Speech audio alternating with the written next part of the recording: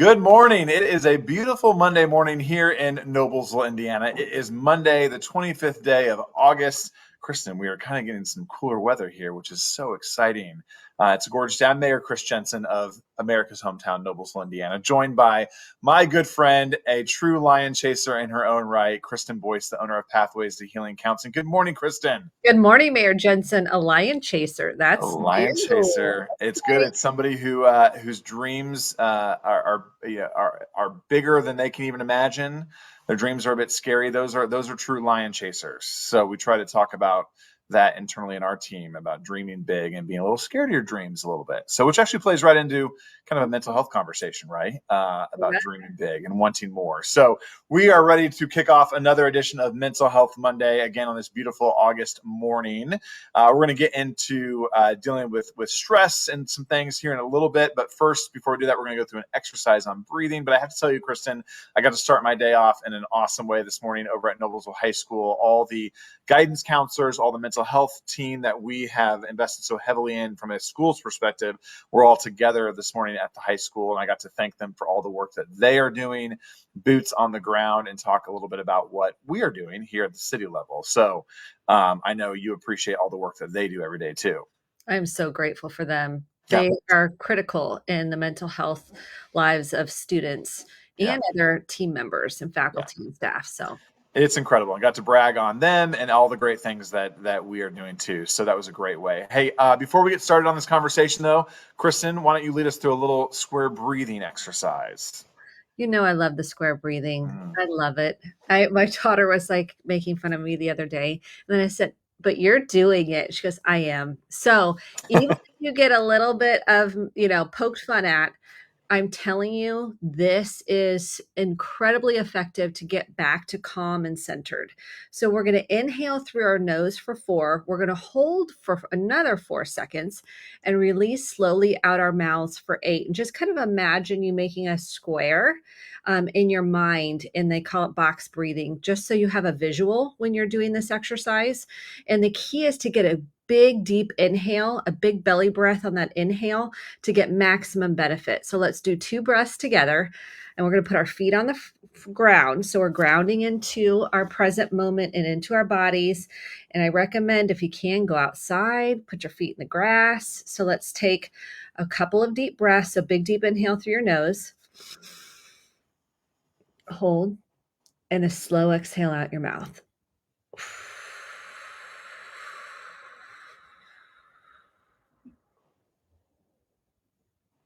Let's do one more. Yes, shoulder roll if you need to, letting go of all the tension and tightness and the stress that lives in our body and our physiology. Let's do one more. Big, deep inhale. Slow exhale out our mouths.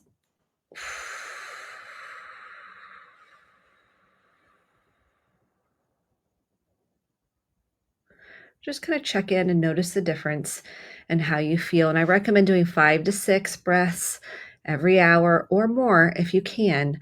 And especially in your drive to and from places when you're transitioning, be practicing this deep breathing, because we know it's stressful with traffic, trying to get places on time. That's a perfect place to just begin being intentional about the breath. Yes, I know you tee that up for me perfectly because I do talk about it oftentimes in the car. I know there's a lot of construction going on in Noblesville and around the world. I know this time of year especially. And so it is a great time to practice that square breathing, especially right now. So I always tell people too, Kristen, we've been doing this for 5.5 years, which is incredible. But I said the 2 most poignant things I always remember is the breath and the square breathing. And that's something I would encourage any parent or leader of an organization to pass that knowledge down. We try to do that at our home. We try to do that in our workplace, to pass that knowledge down. Then I will also say you talk a lot about stress and anxiety living in the body. And I think about that oftentimes because I know it's when you're stressed and burnout, maybe that's not when you feel like you should go out and go for exercise or go for a walk. But if you can, that does help move that through. And I think about that often. So we're going to tackle conversations today around stress and burnout, which we're seeing a lot of. We're seeing burnout in the workplace. We're seeing burnout at home. Even a few short weeks into this new routine with school, you're going to see it all the time. So we're going to address that today. And I want to encourage anyone who's listening live feel free to chime in. Charlotte, my good friend, my neighbor, already said fabulous there in the chat. Appreciate that. I see her outside actually quite often, taking her dog on a walk as well, and her pets. So she knows all about it. But feel free to say hi, or if you have any questions, chime in with those. If we don't have answers right away for you, we will get back to you. We also know that there are usually thousands of people every week that listen to it later. So feel free to drop us a note if you need to at any point in time. This is all about you and how do we support our community, not just in Noblesville, but nationwide. So Kristen, let's dive in. Okay, so let's talk about burnout. What is it exactly? You hear that term a lot. Have you used that a lot? Have you heard it? What have you associate with burnout? I think a lot of it now in the workplace, now that I'm in a role the last couple of years, obviously as mayor, in more of a CEO executive level role, we're seeing that within our departments across the city. Burnout just in different industries, for example, that folks have been doing it. They work long hours and are starting to kind of wear thin.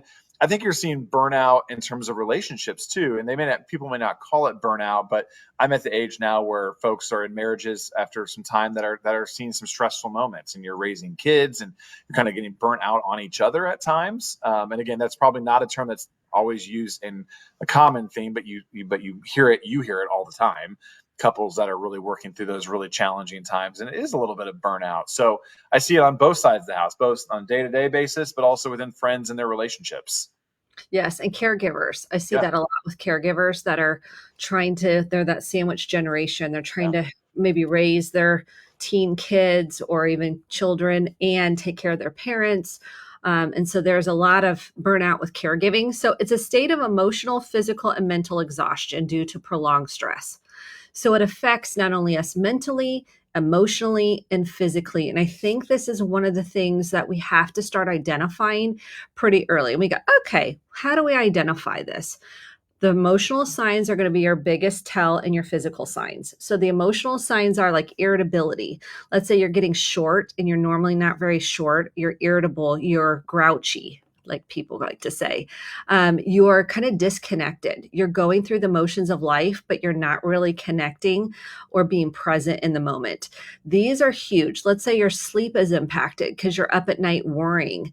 Your mind won't shut off. So you're kind of thinking about your project you have at work, or worrying about your elderly parent or a grandparent, and you're just not able to turn it off. And you're physically and emotionally exhausted. So exhaustion and fatigue are huge, and you really don't have a lot of joy. Like there's not a whole lot of like, yay, I have any kind of glimmer of light. It feels heavy. It feels overwhelming, and you are going to feel it in your body. We talk about how emotions live in the body. Sometimes people will get headaches. They'll start getting backaches because their shoulders will start feeling heavy, tension in your jaw. You might start getting stomach or gut issues because you're in kind of an adrenaline mode. You are constantly in a survival state. So you're trying to keep it all together, and you start taking things into your body, and you're not really moving a whole lot. So you might be trying to process what you're feeling, but you don't know how. So it takes a toll on you mentally, emotionally, sometimes spiritually, and definitely physically. So it's important we start talking about this and doing check-ins, emotional check-ins with your friends, first with yourself, but with your friends, with your partners, with your coworkers. How you feeling? And if you hear I'm overwhelmed, which is going to be probably the first sign, is someone's going to say, I'm so overwhelmed or I'm so stressed. Then you can say, okay, tell me more about that. What are you noticing emotionally? What's going on in your body? People don't know the language, so they don't know how to approach these conversations. It's not something we were taught. We're not like, how is that feeling in your body? That's not a question we normally ask, but getting curious. So curiosity, we really want to hold space for curiosity when it comes to burnout and stress. The other thing is we got to name it, because this is the first. You got to have an awareness, and then we have to start naming it. Here's what I notice people do. We want to people please. We don't want to be like, are you that person that can't handle stress? We don't want to be the bad person, the bad worker, the bad caregiver, the bad daughter, the bad son, the bad, feeling like I should, we should on ourselves. I should be okay with this. So first, it's about naming it. Second, it's about recognizing your symptoms in your body, mentally, physically, and emotionally. And then third, it's saying, okay, what needs to change? And this is hard. We've got to change something. We might need to get more rest. We might need to like do some, what we're physically able to do, some movement of some kind. Our nutrition might have taken a hike. We might have been hitting the drive-through or the Starbucks a couple times a day just to try to survive. We might need to say, okay, I'm going to need to meal prep or plan. That feels overwhelming to someone that's in burnout. So we have to take small baby bite-sized chunks of something that we can change that feels manageable, that we're starting to kind of nurture and take care of the self that we've abandoned to kind of hustle, be on that hustle train. So I want to dive in. I have two questions that I see on a daily basis. Let's talk a little bit about identifying that burnout, because I think about a lot of my friends right now might be burnt out at work, but also they have kids that they're running around to 8,000 sporting events, and so you're almost like layering on levels. And I guess my question is, how do I help identify, or how do I help my spouse or my friends or my coworkers identify what is that root cause of burnout? Because again, I think there's I don't know anyone who's just stressed just because of work. Usually there's layers deep on it. So I was wondering if you could kind of address that. And then I also want to circle back, and I can remind you in a minute. I want to talk a little bit about those action steps for conquering, because I think sometimes if we're not careful, we sit in that for a long time. We're burnout, or we're stressed, or we're whatever it may be. Okay. And as somebody like myself trying to support somebody that's in that stage, great. But we need to also turn some action. We've got to think about how do we move forward on that. And that's really hard, but I think we owe it to ourselves to take steps to get us in a better spot. So sorry, that was a lot of information right there. No, Those are just two things that were on my mind. Yeah, I think that you're spot on with layers, okay? Because we have so many facets to our lives. We have work, we have family, we have kids, grandkids, or even if you don't, you have other family members that need your help. Aging parents, you have grandparents, you have other family members that might need something. So it's a layered effect. One thing I notice with care, if we get burned out, we feel overly responsible for a lot. And so we have to check that part of ourselves that says it's my responsibility to take care of everything. Not to say it's not, that you don't have responsibilities, because you do. And we want to say, what are some of the limits that I might need to set on myself? Maybe it's volunteering. Like, okay, I want to volunteer, but yet if I take on one more thing, it's going to tip me over the edge. And so we have to say no to some things to say yes to having more energy and less stress.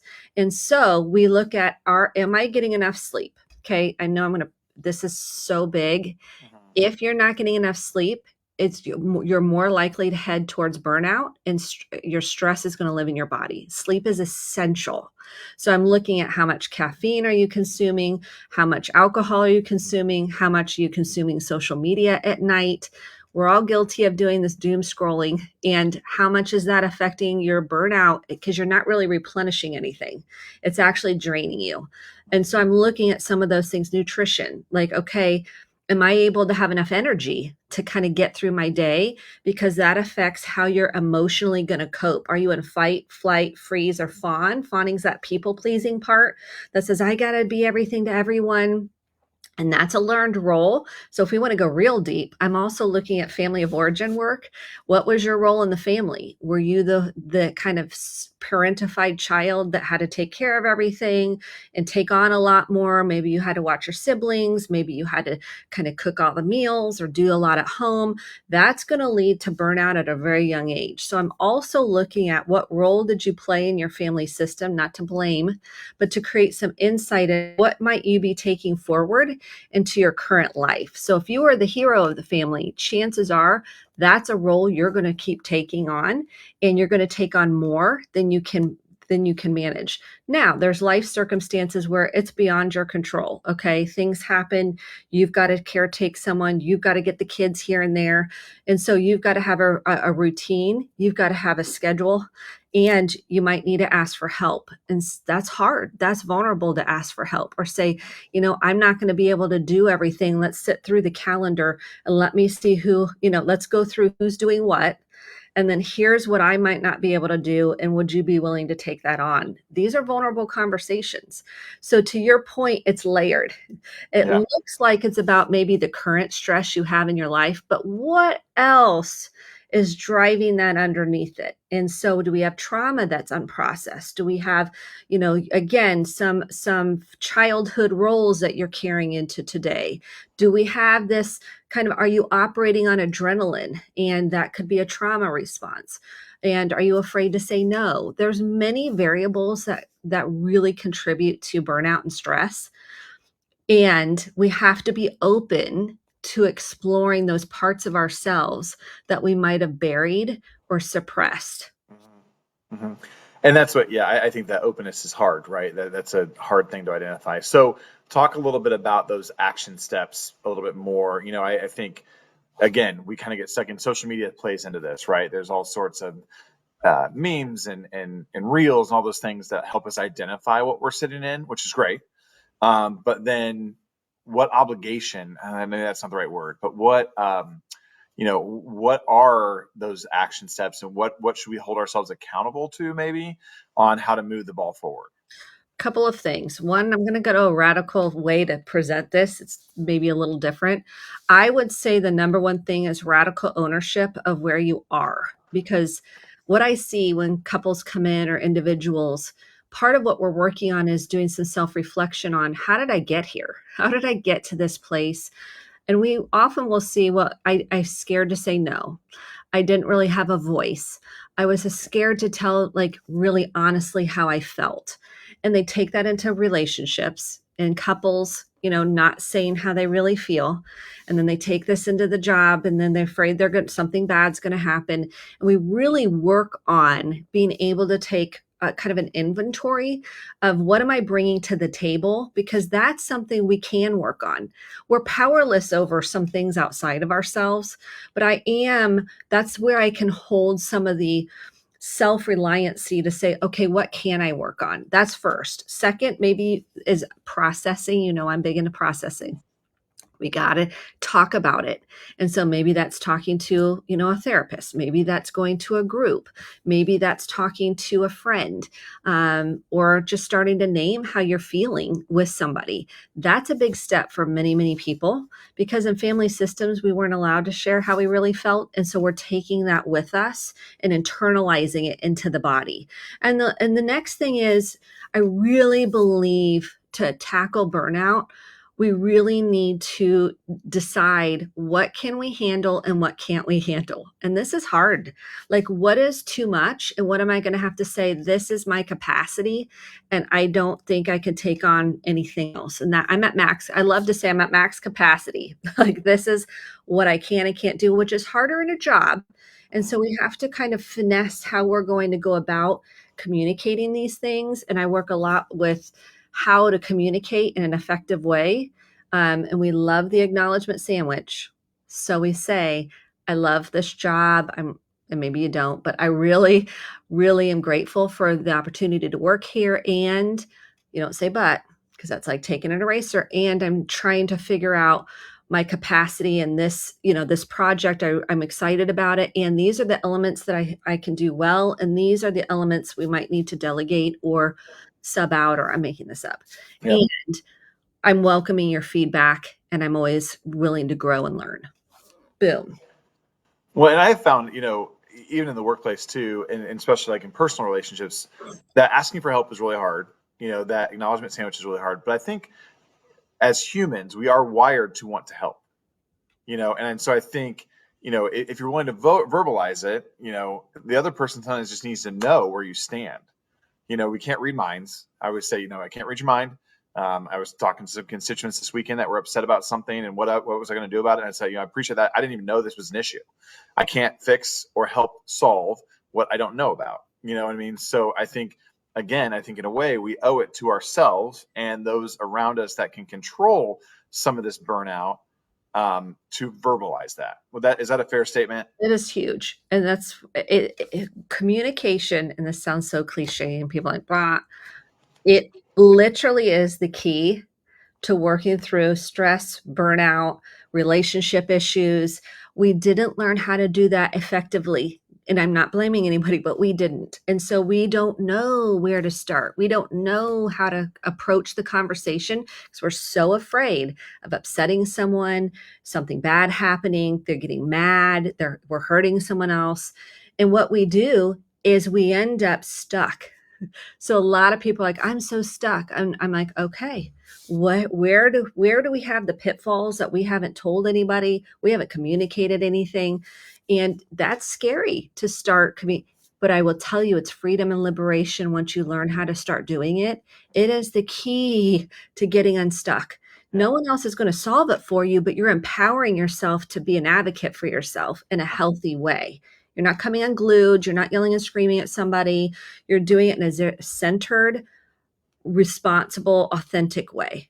And you're giving others an opportunity to assist, right? And to help. I just started a practice not too long ago in our office where on Sunday night I usually email my senior team of like, hey, these are like 5 things on my mind right now. Like this is what's kind of percolating on my mind because I owe it to them to know what's bothering me. What's manifesting itself in me, and they may know information or be able to assist in certain things, but like being able to put that out there into the universe of like, this is what I'm struggling with. Now let's react and let's work together on it. Yeah, and that's huge. So if you don't communicate, you're probably not going to shift what's Yeah. stuck. Yeah. And so we think about it that way. Think about if I don't say anything, then what's going to change? Yep. It doesn't mean you're waiting for the other person to do something different. It's for you Yeah. to move the needle within yourself, to move it up and out. Yep. So I cannot emphasize the value of communication. Yep. And we know through research, it is the number one, and it sounds cliche, but like behind self-awareness and taking responsibility is communication. I can't communicate if I haven't done some like self-reflection. Otherwise, I'm going to communicate in a non potentially a harmful or unhealthy way. Yeah. I know we're kind of closing in on our time here a little bit, which goes by so fast, by the way. But I want to talk a little bit about. There's a lot of parents that tune in here, and they may hear burnout, and I think sometimes about our youth. I think about my kids and the amount my oldest son plays basketball, and burnout on some school subjects. And so I want to talk a little bit about identifying burnout in kids. Or young adults even, and then how as parents or caregivers, you may be a grandparent, you may be whatever that may be, a mentor. How do we help identify that maybe in that generation, and what does that communication look like for them? So I think it's important that when we talk about burnout, we're also talking about emotions that are underneath it. So with kids in particular, maybe they have some shame around a particular subject. They're working real hard, but they're not quite getting it. They feel like I'm stupid. I'm not getting it. We all have had those feelings, right? Like I'm not good enough. I don't get this. We have to help children start identifying emotions. So what are you feeling? I'm feeling sad. Well, tell me about that. I'm angry at my teacher. Okay, tell me about that. I don't feel I feel stupid. That's shame. It's about self. So we have to start identifying emotions. It's one of the most important things in families that I can emphasize right now at this time. When we're on our phones, we're disconnected. When we put the phones down and we start getting curious about how they feel, and that's about, let's say, basketball, let's do a check-in. How you feeling about it? What's going well? What do you wish was different? What are you struggling with? What are some of the challenges? You don't need to do it all in one sitting, because if you're like barraging with questions, get curious about what emotionally is going on. Those emotional check-ins with kids really help with burnout. So if we're not processing it and we're just kind of going through the day-to-day life, it's going to build. It's just getting buried. What I work on is like, how can we unbury what's underneath that, where they feel stuck and maybe angry might be the way they come at it, or the dysregulation. I'm looking at what emotionally is going on. That may not be anything related to that subject. It may be something else going on. Like they don't feel like they have any friends, or they are struggling with, feeling left out, or someone posted something on social and they weren't invited. Chances are there's other layers, to your point originally. There's other pieces and components that are going on. So we do those emotional check-ins, and that looks like, how are you feeling? What was your high today? What was your low? What all those We do high, low, weird. Yes. And I'm telling you, there's so much value and it's never too late. So if you're like, well, I didn't do that with my kids, start now. Mhm. If you come to our house, you're like, oh, Kristen's doing her. I'm like, we're going to emotionally connect. Now, some people might not be available for that, but Mhm. I prioritize getting curious about deeper conversations. Mhm. And some people are uncomfortable and they don't have to participate. You want to hold sacred space for us to collectively work through stress and all these pieces and parts of life that we're all facing. What a beautiful gift to create a healthy, safe place for us to say, come as you are, share how you feel, and let's talk about it. Let's Yeah. go there. Yeah, if you don't want to share your feelings or go deeper, probably avoid Kristen, Boyce, and myself because I ask a lot of questions. I was just at a camp this weekend with my son and out in the woods. That's why I was drinking an emergency, by the way. That's why that was a yellow thing. I'm trying to just get myself through the day. But I always ask the dads that were there. There's a bunch of dads and kids. Like I want to drill deeper, and then I get myself in like a 20-minute conversation. I'm like, oh, shouldn't have asked these questions. You know what I mean? But like, if you, I'm gonna go deep with you. I'm gonna ask those questions. Because you're So. leading with curiosity. Yep. I Yeah. think 100%. that is a great gift that can help with burnout. I'm Yeah. telling you, in stress, lead with curiosity. Now, you might not have capacity sometimes. That's okay. Then you don't need to be asking those questions No. and getting curious about yourself. Yeah. It's so important. Then we create a curiosity in our kids and our families and our friendships, and we allow that to have a deeper rumble than just how's the weather today? Yeah. What I have found that sometimes people just need to verbalize it. They need to tell somebody what's going on in their life, and and that's part of it. Let that speak happen. It's a great gift you can give people. It's one of the greatest Yeah. gifts. I Yeah. truly believe that. Yeah. So we're wrapping up here. I have like 2 minutes left. Can you want to give a few pointers on dealing with burnout, or maybe the difference between burnout and stress? Okay, stress lives in the body. Burnout's a concept. Okay, it's a feeling. Stress actually has physiological components to it.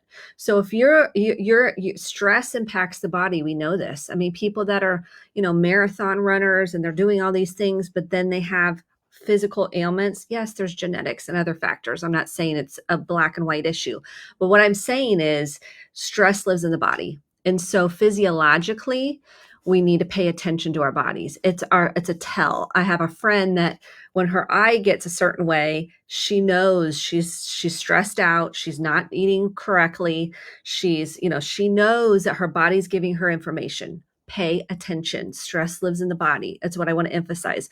Burnout is more that mental,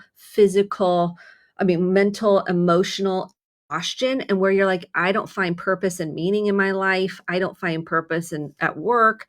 I feel just kind of like I'm going through the motions, but I'm exhausted. It's a concept to people to name, like when they feel like they're shutting down. Like I'm just kind of shutting down and I'm not getting any joy out of life. But stress definitely lives in the body. So we want to decipher between the two. Burnout does, but burnout's connected to stress. It's like burnout is chronic stress. Okay. And that's why we're not finding any joy and we're shutting down. Well, that's why I wanted to point out that there are some differences there between the two, but they are related at the same time. They're So. interconnected. Yes. Well, this has been an incredibly insightful conversation. I always end it with if someone is feeling stressed or burnout and has nowhere to go, where do they go? 988. I'm telling you, 988 is great. We also have local emergency rooms that have mental health facilities connected to them. But 988, you can call or text 24/7. And I want to tell all the students out there that don't know about it, use it. Like if you don't know what to do, you're struggling yourself with suicidal thoughts, do not hesitate to use that. There are trained clinicians on the other side that want to walk you and support you through it because you matter, you're important, you're loved, and you're enough. But that shame tells you a different story. And they are there to walk alongside you. They want to do that. I think that is an important part. So, Kristen Boice, as always, you are the best. Thank you for giving your time, talents, and treasures to us today on a wonderful edition of Mental Health Monday. And we will look forward to seeing everyone back here next month as we tackle a new topic. But in the meantime, enjoy the cooler weather, Kristen Boice. Thank you. Thanks All for right. tuning in. See you soon.